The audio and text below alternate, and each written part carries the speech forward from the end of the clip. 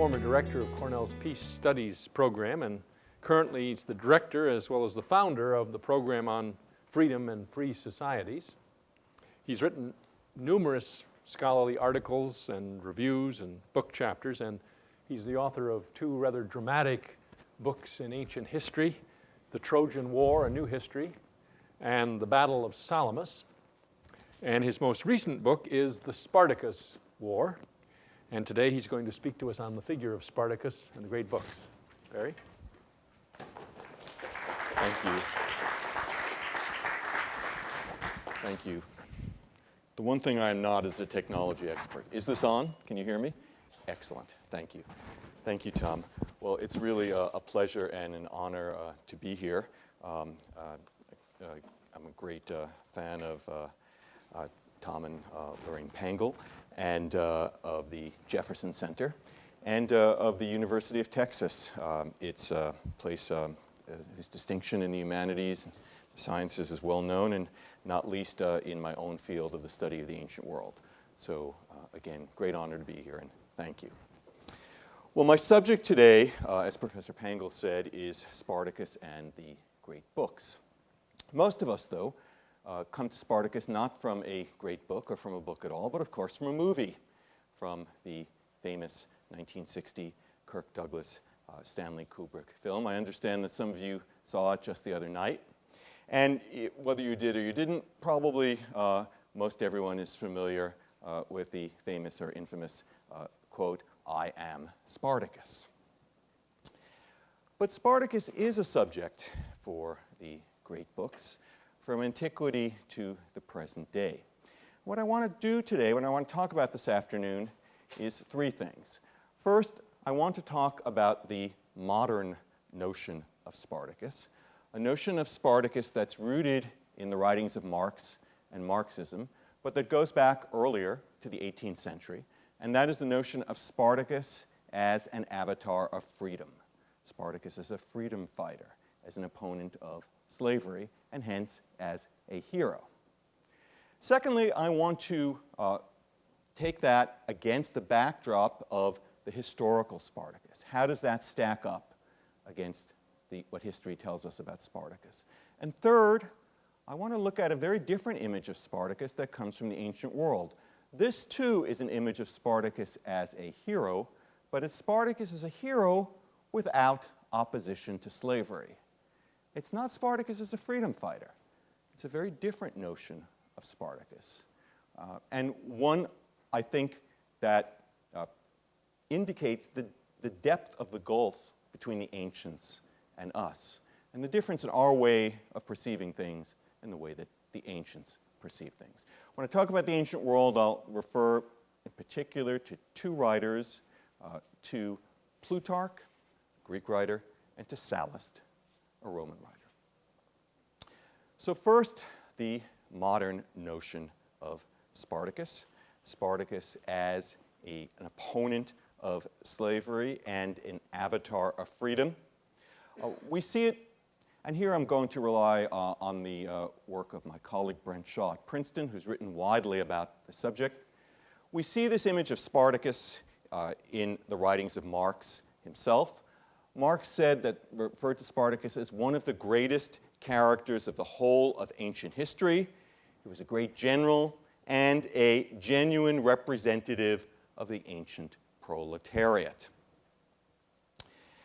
Now, Lenin went a bit further, and he saw Spartacus as a leader of the class struggle of slaves against their masters. And Stalin went a bit further than that as well. He said not only was Spartacus a leader of the class struggle, but he was a successful leader of the class struggle. Thanks to Spartacus, writes Stalin, slavery in the ancient world was given a knockout blow. And Spartacus and his revolt puts an end, or nearly puts an end, to ancient slavery. And Soviet scholars and historians, of course, followed the party line and explained how this was so. Now, this notion of Spartacus as a hero of freedom, if not as a representative of the proletariat and a figure in the class war, goes back to the 18th century. It begins in the 1760s as an indirect result of the writings of Rousseau and Rousseau's notion of freedom, freedom as an indelible human right, and perhaps it owes something as well to Rousseau's notions of romanticism, because Spartacus is nothing if not a figure of romance. Voltaire, writing in 1769, calls Spartacus's rebellion a just war, indeed the only just war in history.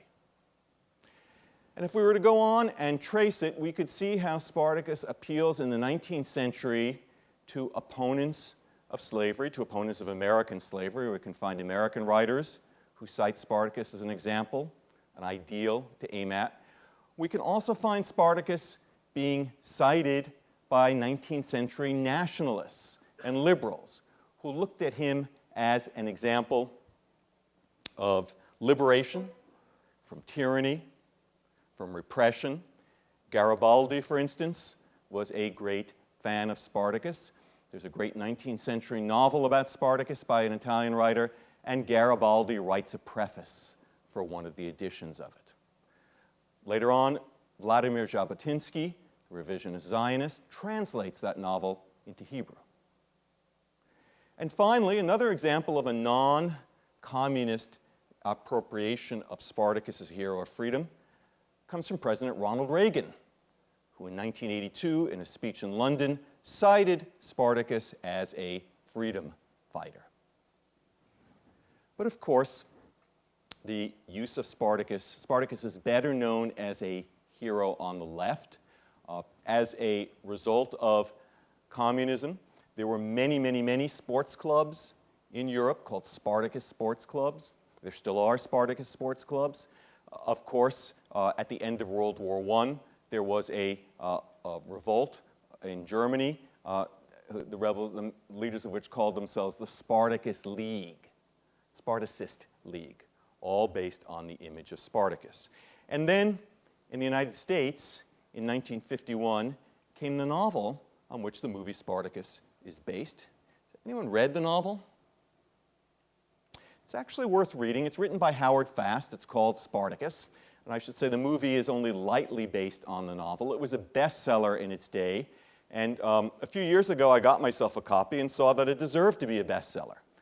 Really well written, really interesting book. Fast explained in a later preface that he wrote the book as a protest against McCarthyism, and he himself had been jailed for a month on a charge of contempt of Congress because he refused to name names. And so Fast said that he wrote this book in response to that in order to tell his side of the story, and again, coming from a Marxist point of view, because Fast was a member of the Communist Party until the Hungarian Revolution, at which point he broke from the party. Fast is using Spartacus from the left as a figure of rebellion against slavery and a representative of the proletariat, of the working classes, of the oppressed, as he saw it, against the master class. Now, how does this all stack up against the historical tradition?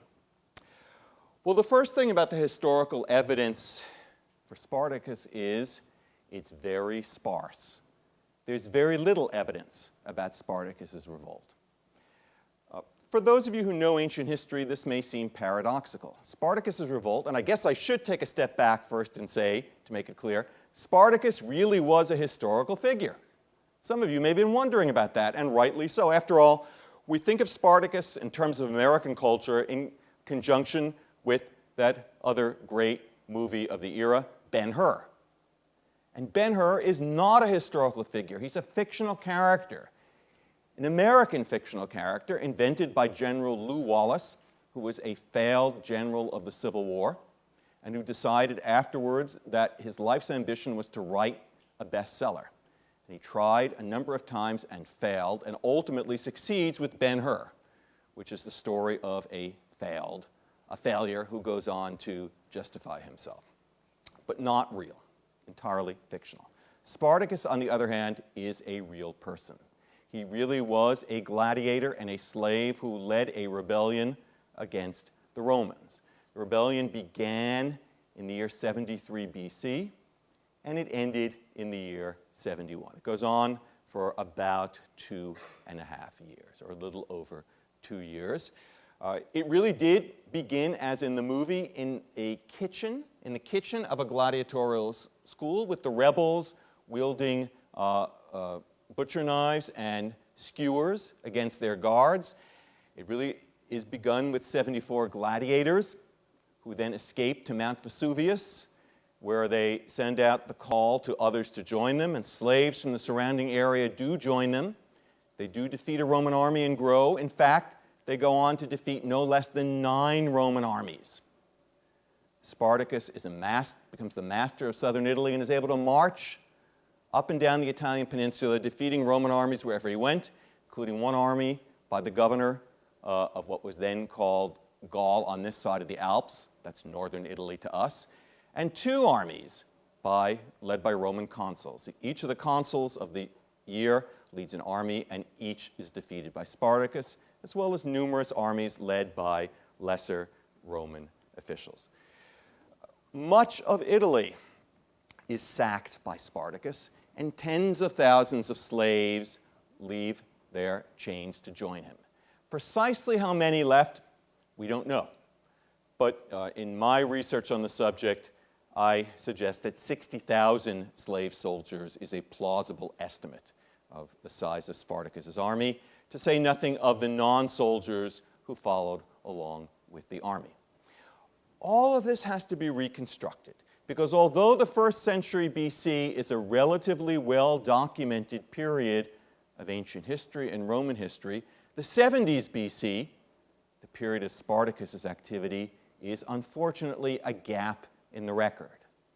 So we have a line here, a line there, a story here that can be put together, an anecdote there that can be reconstructed, a presumption, a possibility, but very little hard data.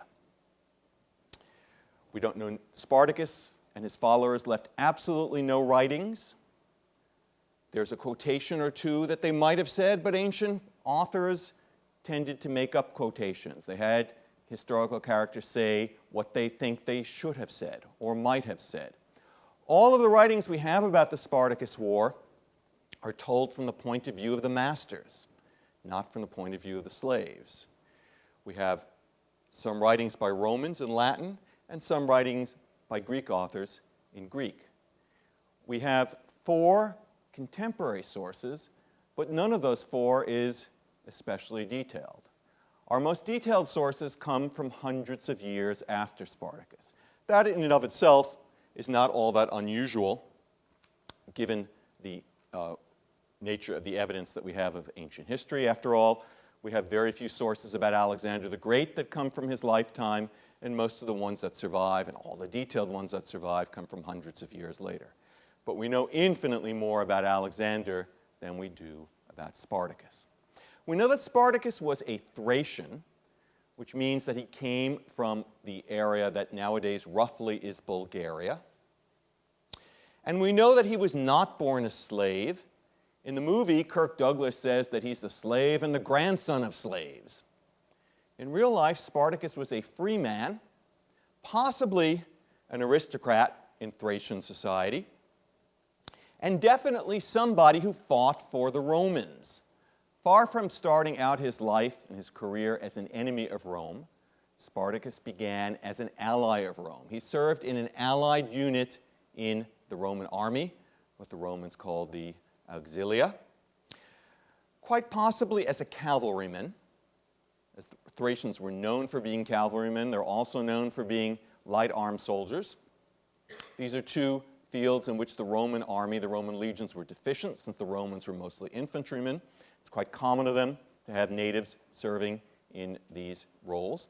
And then something goes wrong, and Spartacus ends up a slave and a gladiator in Italy. How did you get from point A to point B? How does he go from being an allied soldier to being a gladiator? Well, the sources give us 2 different stories. According to one story, he deserts and becomes what in Latin is called a latro. That can refer either to a bandit, a common thief, or to what we would call a guerrilla, or even an insurgent. Again, the word can have any of those meanings. But there's an entirely different tradition that says something entirely different happened. Spartacus went out on campaign one day with the Romans. Campaign against who? Well, probably against one of the other Thracian peoples. The Thracians were a warlike people. From the Roman point of view, a barbarian people. They were divided into a series of ethnic groups or tribes, if you will, and they constantly were at war with each other. Some of them were allied to the Romans, some of them were enemies of the Romans. In all likelihood, Spartacus was on campaign with the Romans against some of the other Thracian peoples, and then he gets captured. And typically what happens to people in the ancient world when they get captured is they get sold into slavery.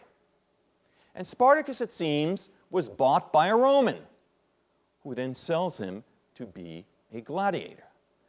Well, the evidence that this is the case comes from a Roman writer named Varro. Varro was alive at the time. He was a man in about his 40s at the time of Spartacus's revolt.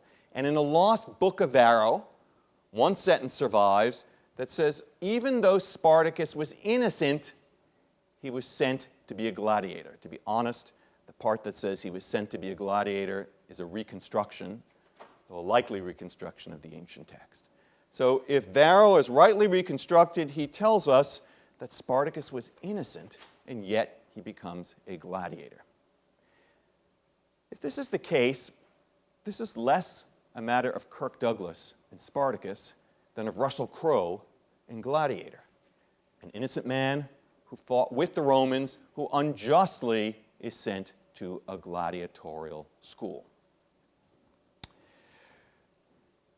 One other detail from the historical accounts, and that is, as in the movie, Spartacus has a woman. In the movie, if you remember, his woman is Jean Simmons, and she is as elegant as a slave can be. I believe in the movie she's said to come from Britannia. In the book, she's said to come from Germania. In the historical record, Spartacus's woman, or his wife, was a Thracian, like him. And she came from the same tribe as him. And she was not elegant. She was a woman who was known for her lack of self-control in a particular way. She was a priestess and a prophetess, and the god who she worshipped was Dionysus. And she worshipped Dionysus by going into trances. And in these trances, she had visions. And she had visions that Spartacus would have a great and fearful power. In fact, one of the visions she had was that while he was being sold into slavery at Rome, he went to sleep one day, and a snake wrapped itself around his head. I've spoken to herpetologists, both in the United States and Italy, and they tell me there is no snake that's going to wrap itself around a sleeping person's head, certainly not in Italy. Although if 30-foot waves can happen in the Mediterranean, I suppose anything can happen. But in all likelihood, this is meant to be a vision. It's meant to be a supernatural feat. And so Spartacus's Thracian woman, and we don't know her name, is, in a way, his John the Baptist or his La Passionata, his inspiration for this revolt, and saying that Spartacus is a follower of Dionysus. Dionysus is the god of liberation, often associated with liberation movements of various kinds in the ancient world. So we get all of this from the ancient sources. Now, there are many ancient sources about Spartacus, most of them rather limited in their length, but they include some famous names from the ancient world: Caesar, Cicero, Horace, Livy, Tacitus, St. Augustine. They all refer to Spartacus in one way or another. And almost all of them are condemnatory. Almost all of them say that Spartacus was little more than a common criminal, Spartacus was responsible for devastating Italy. He caused untold suffering and injustice. He was guilty of rape and pillage and human sacrifice and all sorts of terrible things. And like the Romans who had unjustly made him a gladiator, so Spartacus, in his turn, unjustly enslaves Romans and forces them to be gladiators. Some ancient sources, like Cicero and Caesar, tend to poo-poo Spartacus. Both of them were alive during his rebellion. They both lived through it. Caesar refers to Spartacus' rebellion in his Gallic Wars, but only obliquely, so obliquely that he never mentions it. He just talks about an uprising of slaves. He talks about it in a speech to his soldiers. His soldiers are afraid of having to fight the fearsome Germans. And he says to them, "Don't worry. We just defeated an uprising of slaves in Italy, which included many Germans, and they had learned a little bit of military skill from watching us fight, but we had no trouble defeating them." Of course, it's a great exaggeration. The Romans had a lot of trouble defeating Spartacus. But Caesar does not stoop to mention Spartacus' name. Cicero also refers to Spartacus. He mostly does so in a series of speeches against the former governor of Sicily, the infamous Verres. These were the speeches that launched Cicero's career. And Cicero had an image of Verres as the most corrupt Roman governor of all time, which was saying something considering that this was the golden age of Roman imperial administration, golden age of corruption in Roman imperial administration. The 1st century BC is the period of the decline and fall of the Roman Republic. And Roman governors seemed to think that their job was to squeeze the provincials until the pips squeaked.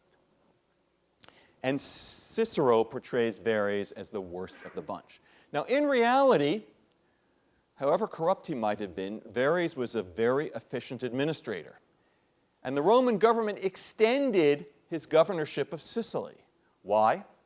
Because they wanted him to deal with an emergency, and that emergency was Spartacus.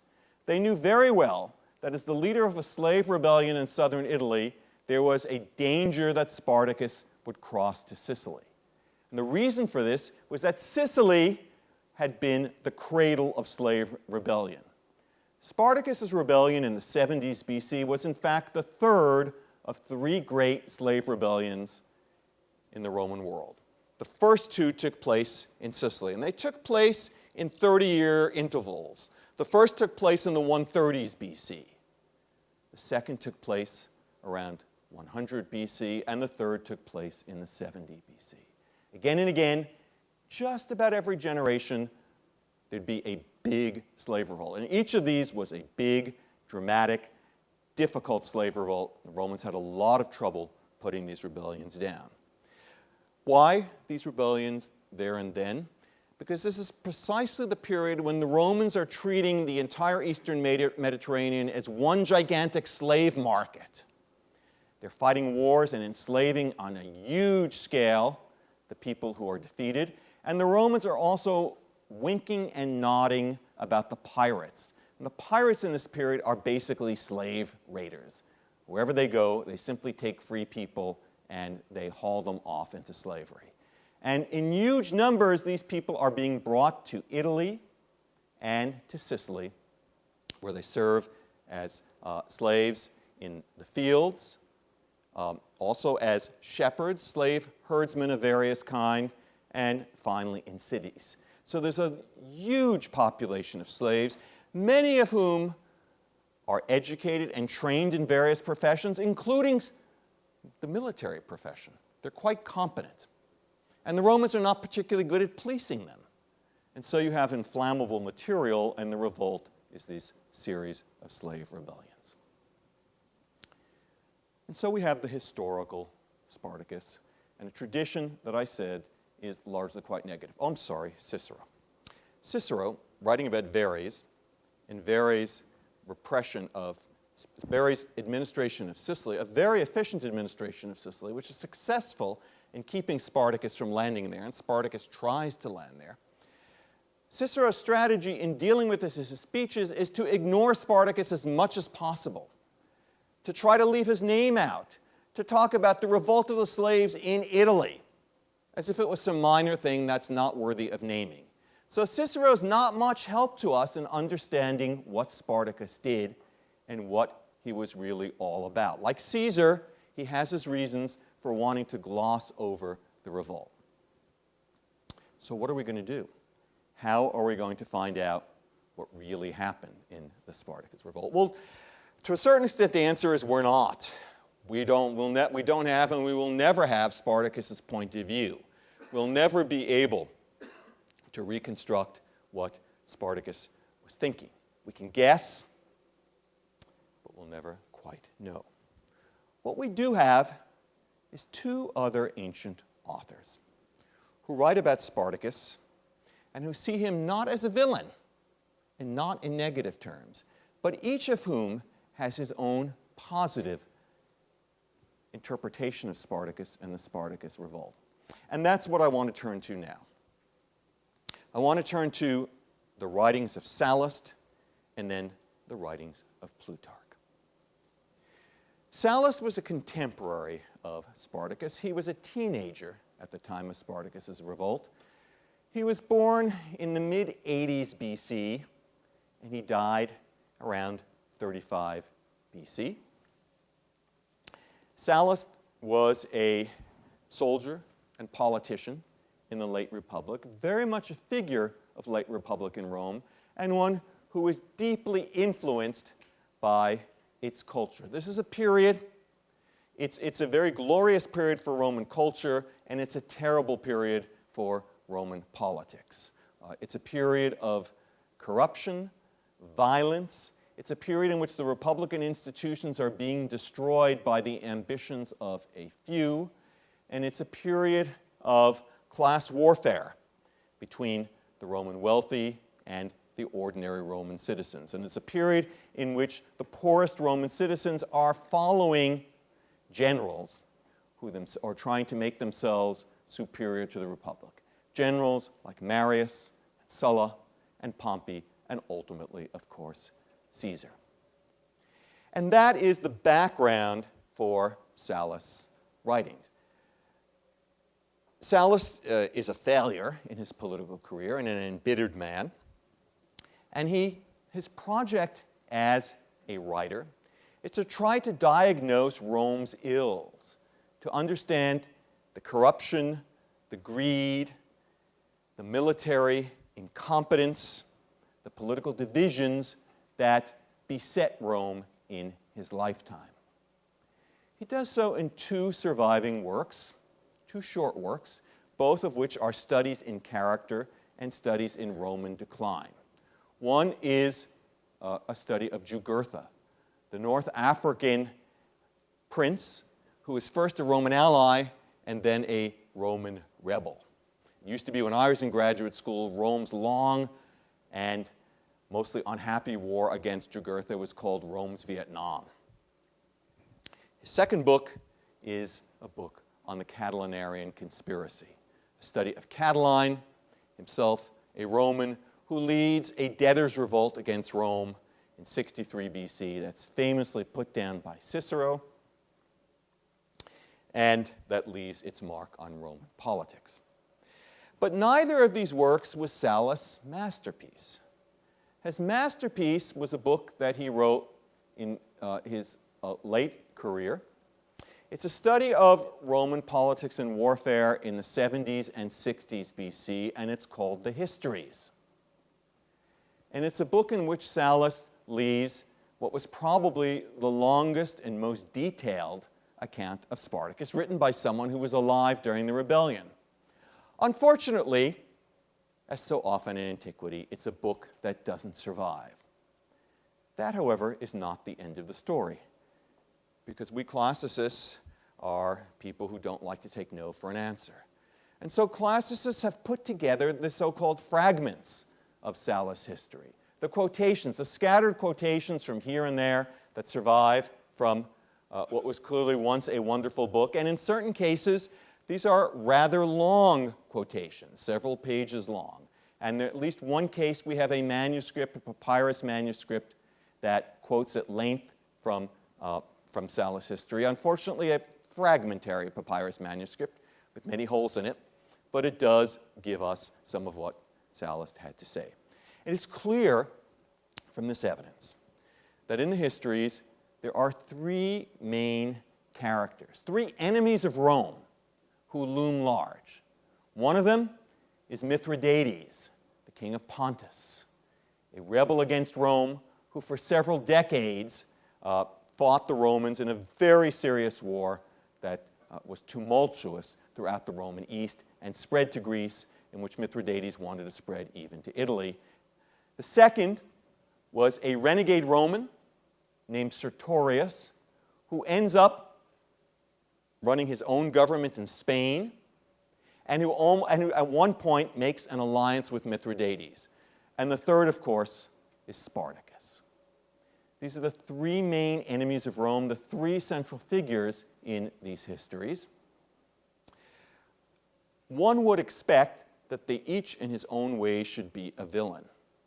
But the odd thing about Sallust's histories is that Sallust has very positive things to say about each of them, about Mithridates, about Sertorius, and about Spartacus. In fact, rather more positive things that he has to say about the central Roman figure of this period, who's Pompey the Great, and who is clear that from what survives of this book is not one of Sallust's heroes. In fact, Sallust sees him as a terrible figure in Roman history. So let's talk a little bit about what Sallust has to say about Spartacus. And here I'm greatly in the debt of one of my graduate students, Michael Dibbitz, who wrote an excellent master's thesis on this very subject. Well, from the scattered fragments of Sallust's history when it comes to Spartacus, we can see that Sallust had a very high opinion of Spartacus. And he emphasizes four main qualities: Spartacus' physical strength, his courage, his mental acuity, and his personal nobility. For Sallust, Spartacus was an exemplar of Roman virtue, virtus. And for Sallust, virtus consists of several things. First, to have this, you need to be someone of natural talents. Secondly, you have to use those talents to achieve great deeds. Third, you have to achieve those great deeds through good means, through fair means, and not foul. And fourth, you have to achieve those deeds on behalf of the state, on behalf of the nation, not for selfish, private, personal gain. Those, for Sallust, are the necessary conditions to achieve virtue. And it's clear from what we can piece together of this book that for Sallust, Spartacus achieves those things. Sallust refers to Spartacus as a man who was endowed with an outstanding measure of strength and intellect. The strength is obvious. He's a gladiator. Another source tells us that he was a murmillo, and a murmillo is a heavyweight gladiator. So you don't get to be a murmillo unless you are a very big and strong guy.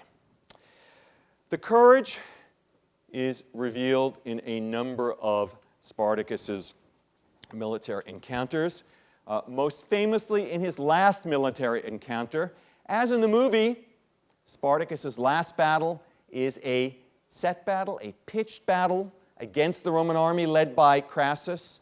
Spartacus goes into the battle. He decides that his only hope of winning is to personally take out Crassus. So he wades deep into the Roman front line, killing 2 centurions as he goes, 2 Roman officers, and coming close to Crassus, the Roman general himself, before he is finally killed. That means, if you're paying attention, Spartacus is killed in his battle. That means that there can never be a scene after the battle in which Spartacus is captured and all of his men say, "I am Spartacus." Alas, didn't happen. Spartacus is dead. Spartacus is a man of mental acuity. And this is seen in the many stories and anecdotes we have of how Spartacus fought. Because it's clear that this last battle is atypical. Spartacus was an unconventional warrior before unconventional warfare had been invented. But then again, the Thracians were naturally unconventional warriors. They were light-armed soldiers whose favorite way of war consisted of raids and ambushes and night fighting and trickery and speed through using horses. All very, very different than the Roman way of war. And these are the main elements of Spartacus's way of fighting. Another thing that's typical of Spartacus, and it's so interesting, is that he has his soldiers create their own weapons. They don't have weapons. So he has them hew them out of trees from the forest, out of vines from the mountainside, hides from animal they kill.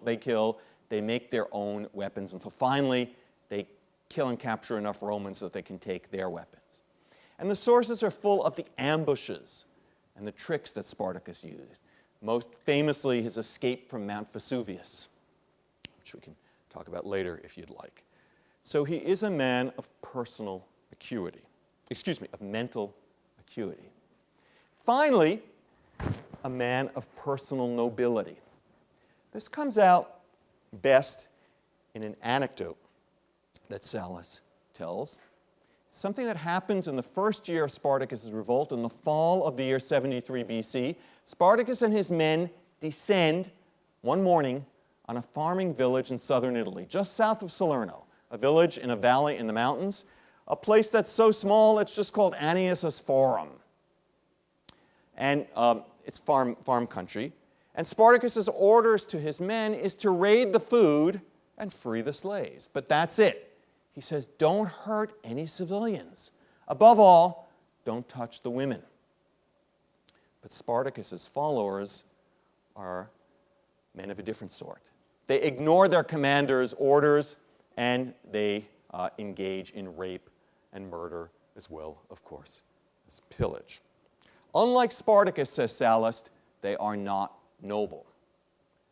And then what happens next is Spartacus speaks to the army, and he says, you shouldn't have done it. Not only that, I know you folks, and you're planning to do it again and again. You look at Italy as one gigantic bank where you can steal and have fun doing terrible deeds while you're at it. But the truth of the matter is that our current success in Italy is temporary. The reason that Spartacus was able to do so well against the Roman armies is there weren't any Roman armies in Italy in 73 BC. At the time, the Romans had a huge number of men under arms, and they were all outside of Italy, fighting against Sertorius in Spain and against Mithridates, mostly in what is nowadays Turkey. And also, by this point, the Romans had turned against the pirates, and they were fighting them off the coast of Crete. At home, there was just a skeleton force. And in order to cope with Spartacus's revolt, the Romans had to create new armies from scratch. They weren't very good at that. And the soldiers they were sending out to fight Spartacus and his gladiator-led army were greenhorns. And the minute they got into battle, they were terrified, and they turned and ran.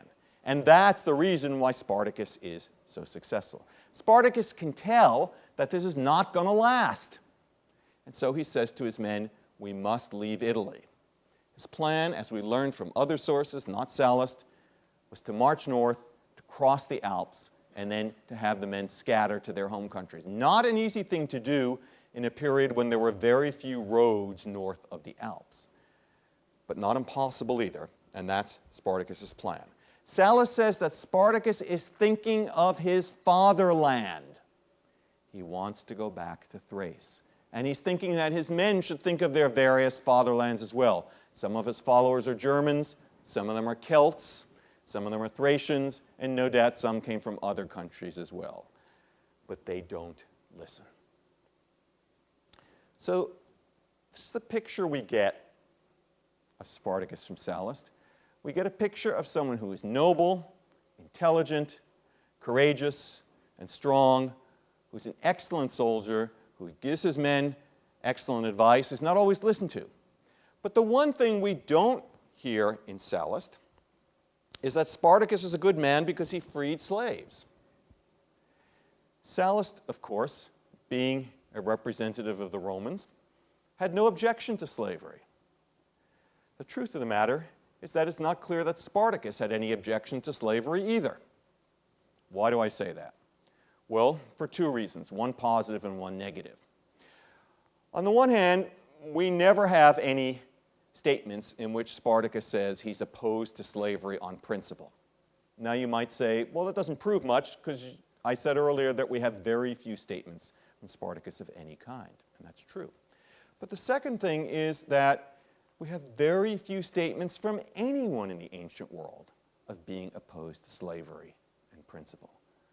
There were plenty of people in antiquity who said, I'm opposed to me being enslaved or my people being enslaved, but of course somebody's got to be a slave. Somebody's got to do the work, as long as it's not me. And the difference between good and noble individuals and bad and corrupt individuals is good and noble individuals treat slaves well, and they feel that they have a responsibility to educate them. And bad and corrupt individuals treat slaves badly. Good and noble people only enslave people who are hopeless anyhow.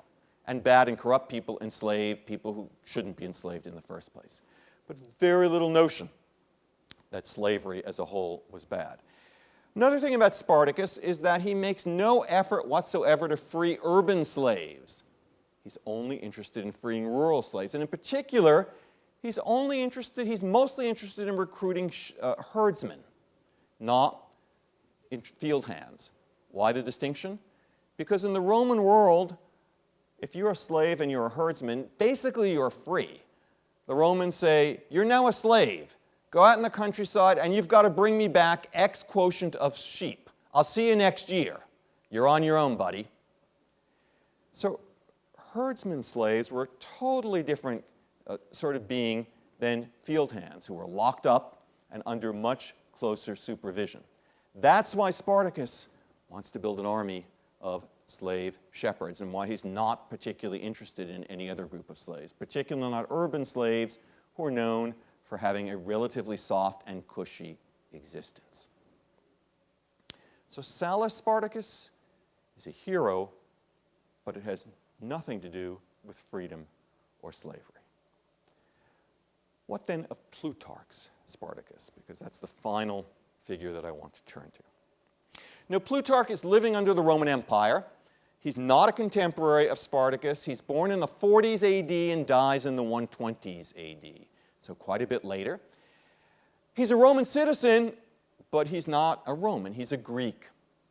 He comes from a small city in central Greece, city of Kyrenia, and that's where he spends most of his life.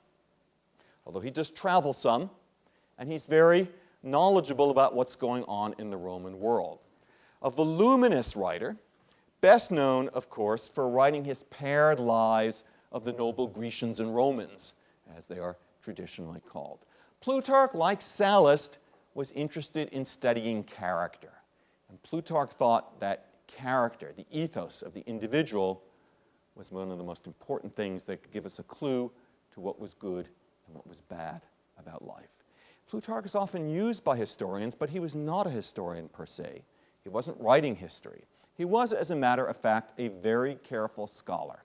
He doesn't make things up except for speeches.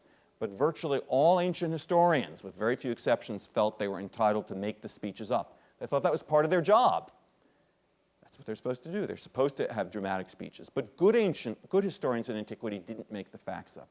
Plutarch, quite good at not making facts up. On the other hand, he's not so good at not confusing things, and he often does confuse things and telescope things. And he tells things from his point of view, and he omits all sorts of details that don't serve his purpose. Plutarch, just as Sallust had a project, Sallust's project was to diagnose what was wrong about the Romans and to use the enemies of Rome as an exemplar of what the Romans should aspire to. Spartacus was more virtuous and a better Roman than Pompey was, at least from Sallust's point of view. So too, Plutarch has a project. Plutarch's project is different from Sallust's project. Plutarch's project consists of two parts. First, he wants to compare the character of the great Greeks and the great Romans. He wants to understand what they have in common and what made them different from each other. And secondly, and part and parcel of the first, is that Plutarch wants to understand Greekness. He wants to understand what it means to be a Greek. He wants to understand what Hellenic identity is all about. Now, of course, on one level, he wants to understand that simply as a matter of local pride. He's a Greek. He understands very well that Greece has been conquered by the Romans, and waving the banner of local pride, he wants to put the Greeks in the best possible light. But on the other hand, I think Plutarch is trying to do something much more profound. He understands that Greekness is fundamental. He understands there's something, or many things about the Greek character that are absolutely basic to understanding the human condition in ways the Roman character, that show things about the human condition in ways that the Roman character do not. And so that's part of his project as well in writing these lives. Where does Spartacus fit in? Plutarch does not write a life of Spartacus, but he is perhaps our best continuous source for Spartacus. He tells us, as there are two ancient writers who give us rather detailed accounts of Spartacus. One is Plutarch, and one is another Greek language writer named Appian, who's about a generation younger than Plutarch. Appian is born in the 60s and dies in the 140s. Plutarch is a Greek speaker from Greece. Appian is a Greek speaker from Egypt. And Appian is a voluminous writer, even as voluminous as Plutarch, well, almost as voluminous as Plutarch, but not as good, not nearly as profound, not nearly as interesting. Although luckily for us, he preserves a lot of interesting information, a lot of valuable information. He too writes about Spartacus as part of a longer project on the civil wars of the Roman world in the second and first centuries BC. But I don't want to focus on Appian. I want to focus on Plutarch, even though Plutarch doesn't write a life of Spartacus. Where then does he tell us about Spartacus? Well, he writes a life of the man who defeated Spartacus. And that man is Marcus Licinius Crassus. In the movie, if you recall, Laurence Olivier. Now, Crassus is not one of Plutarch's favorite Romans. For Plutarch, on the plus side, Crassus is an example of loftiness of spirit. Crassus aims high. On the minus side, Crassus is an example of wealth and avarice, greed to the nth degree. Someone who's interested in wealth, and interested in wealth, his own wealth, and not the wealth of his nation. And furthermore, someone who puts his own ambition before that of the nation and is willing to get his money by fair means or foul. And Plutarch makes it clear that Crassus gets his money by foul means. Finally, Crassus is an example of, to quote one of my teachers when I was an undergraduate, he's an example of one of history's great losers, because Crassus is responsible for bringing a Roman army to one of the greatest defeats in Roman history. In 53 BC, Crassus invades Mesopotamia, and he's going after the ruling dynasty of Aryan at the time. It was called the Parthian Empire, and he blunders into a battle on the border with Syria at a place called Carrhae, and there his army is destroyed. He loses the standards of his legion, the banners of his legion, and he loses his own life. He is murdered when he's captured by the enemy. It's a defeat that goes on to haunt the Romans for centuries. The Romans see it as one of the bleakest days in their history. So Plutarch is looking at Crassus. Okay, he's got great ambitions, but he's greedy, he's wealthy, he's selfish, and he's a loser. The life that he compares him to, by the way, is Nicias. And if you remember from Thucydides, Nicias is a wealthy Athenian who presides over the great defeat the Athenians have in Sicily. So to that extent, the two have something in common. But in comparing them, Plutarch makes it clear that he greatly prefers Nicias. He sees Nicias as a man who tried to do good things, who got his wealth by fair means rather than foul means. He got his wealth, by the way, by owning slaves that worked in silver mines and renting them out. And Plutarch says that's quite fair and acceptable. Finally, It's true that Nicias does not aim for as lofty things as Crassus does, but he doesn't come anywhere near as low as Crassus. Oh, not finally, actually. One other thing, Nicias is a believer. He's a pious man, a believer in the gods. Plutarch, too, was a believer. He was a priest. And Crassus, most distinctly, was not a believer. He was an impious man. All of that is the background.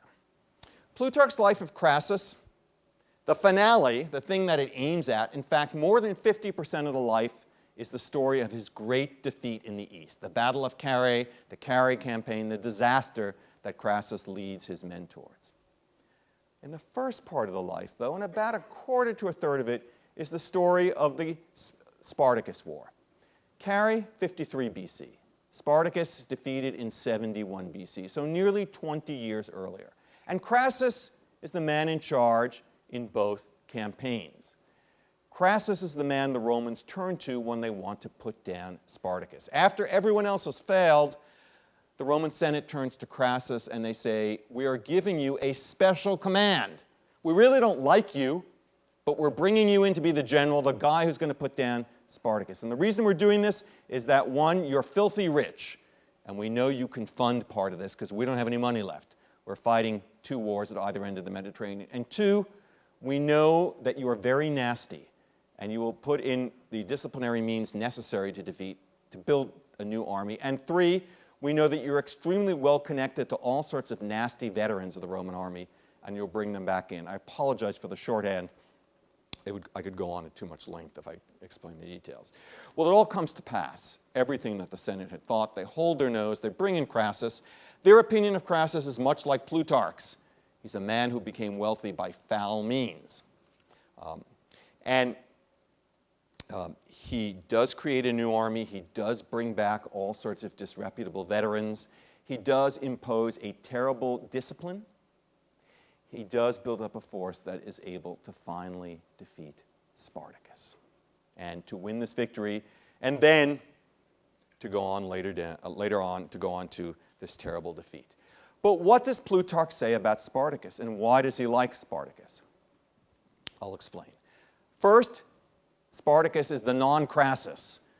This is the man who takes on his enemy. But there's more to it than that, because Plutarch also talks about the Parthian kings, the Iranian generals who fight Crassus, and Plutarch makes it clear that he has a very low opinion of them. He doesn't think highly of them. His opinion of Spartacus is rather different. Let me read to you what Plutarch says about Spartacus.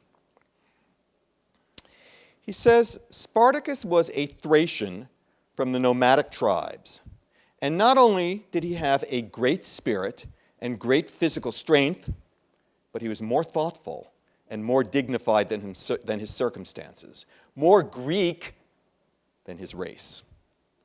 I'll read it again.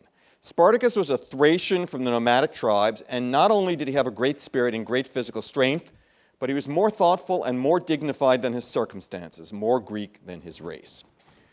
Now, Plutarch is being extremely subtle and giving coded messages here, and there's not time to go into any detail, but just say a few things. Okay. He's a man of great spirit. Like Crassus, he dreams great dreams, and Plutarch thinks very highly of this. Physical strength, well, he probably gets that from reading Sallust. But the word for physical strength he uses is a good Greek word that the Greeks often use to mean physical strength, and they often use it as a pun. It's Rome, or Rome. So he's saying, as a pun, Spartacus is a man of Rome. He's got what the Romans have. He's got strength. This is not a compliment to say that. He's got simple strength, brute strength, but he's got something else. Because even though he's a Thracian, even though he's a nomad, even though he's someone who we conventionally think of as a barbarian, he's rather Greek. Much Greeker than you'd think. And so my question to Plutarch is, how is he Greek? What makes this guy Greek? Please tell me. Did he study philosophers? Is he a great speaker? Is he a great strategist? What's the answer? Now here's the odd thing. In the very next sentence, Plutarch goes on to tell us, yeah, and he had this wife, and she was a Thracian as well, and she went into ecstatic trances and she worshiped Dionysus. Now, what's that all about? It just doesn't seem to follow. It's not what you'd expect. Well, if I had time to go through it in length, I'll try to go through it briefly. I think it's absolutely crucial to what Plutarch admires in Spartacus and what he sees in Spartacus, and also crucial to what Crassus is not and what's Greek about Spartacus. Because the worship of Dionysus is not optional. It's not just a nifty little detail about Spartacus that we check off. Rather, from Plutarch's point of view, it's central to who Spartacus was and what he was all about. And what that has to do with is the Dionysus of Euripides' Bacchae. If you remember Euripides' Bacchae, this is a play about a Greek named Pentheus, the king of Thebes, who is immensely ambitious and wants to do great things, and he thinks there's absolutely no limit to what he can do, and the last limit he's going to accept is the limit of the god Dionysus and the women who worship Dionysus and don't know any better than to fall for this emotional cult. And the play The Bacchae goes on to show that Pentheus was wrong and that he should have recognized that there are limits. There are real limits to what human reason and to what ambition and masculine pretensions can achieve. And part of worshiping Dionysus is recognizing one's own limits. The picture of Spartacus we get in Plutarch is precisely of someone who recognizes his own limits, who understands that it's okay to defeat a few pick-up Roman armies, but this is not going to last, that eventually the Romans will bring the A-team back to Italy. And Plutarch's Spartacus says to his men, as I've already said, we've got to leave, we've got to cross the Alps, we've got to go home, it's not going to work. And no one listens to him. Because he's a patriotic person who feels a responsibility to his troops, he stays, and he's utterly defeated. And there are other examples in Plutarch's life of Spartacus's religiosity. He's a failure, but he's a noble failure, because he understands the limits of human ambition. Crassus is an entirely different sort of person, as Plutarch tells the story. He's someone who sees no limits, who just goes on and on and on. He brings Rome into an unjust and unnecessary war against the Parthians, a war that leads to disaster. And a war that ends, well, when Plutarch wrote his life of Crassus, he had many different sources to choose from. There are many different accounts of what happened to Crassus and how he was killed. He's killed in captivity, that much we know. But the one Plutarch settles on is this. Crassus is run through by the Parthians rather dishonorably, and then they decapitate him. And they take his head, and they bring it to the capital city, and they present it to the king. And at the time, the king, who happens to be a devotee of Greek literature, is watching a play. What play? Of course, Euripides' Bacchae. And Crassus's head ends up as a prop to be used in this play. It's a rather gross but unforgettable moment from Plutarch. And it brings us back to Spartacus, to the worship of Dionysus, to what is rather Greek about Spartacus, that he doesn't end up this way because he understands his limits. Neither Plutarch, no more than Sallust, is a believer in the abolition of slavery, or was an admirer of Spartacus in particular because he fought for freedom. Rather, like Sallust, he admires Spartacus because he exemplifies other characteristics. Some of them are the same: physical strength, ambition. But for Plutarch, it's also that Spartacus is thoughtful and dignified and Greek because he knows his limits. So we go from Voltaire and Marx and Garibaldi and Ronald Reagan and Spartacus as a freedom fighter or a representative of the proletariat or the class struggle or someone who's ending slavery, to a Spartacus who was the noblest Roman of them all, even though he wasn't a Roman, and a Spartacus who was rather Greek. It's a dizzying perspective, but it's a reminder, I trust, that what makes great books great is that they force us out of our narrow horizon and make us realize that there are people who've looked at the world in very different ways than we do now, and that if we look at their perspectives, we may learn to challenge our own. Thank you.